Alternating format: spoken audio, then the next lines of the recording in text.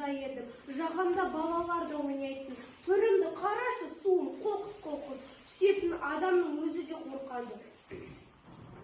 О, қандай жер, бірақ қоқыс бәрібір көп екен.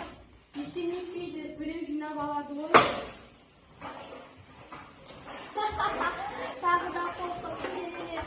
Адамдар қоқыс лақтырған сайын мен күшейемін. Ей, сен кімсің өзі?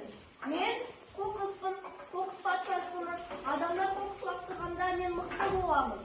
Білесің бе, сен бізді ластап жатырсың. Я, сенің кесірінен біз ластанып жатырмыз. Мен емес, адамдар кінәлі. Өздері мені шақырды.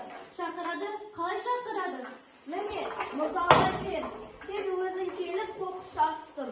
Мен пайда болдым. Бізге көмектесші, біз ауырып жатырмыз. Қайтадан таза болғымыз келеді. Кешіріңдер, мен олай деп ойлаған жоқпын.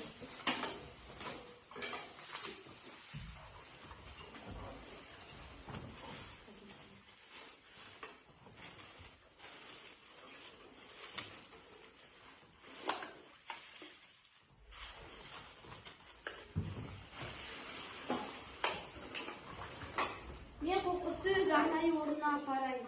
Жоқ, тоқташы, не істеп жатырсың? Жібершін мені.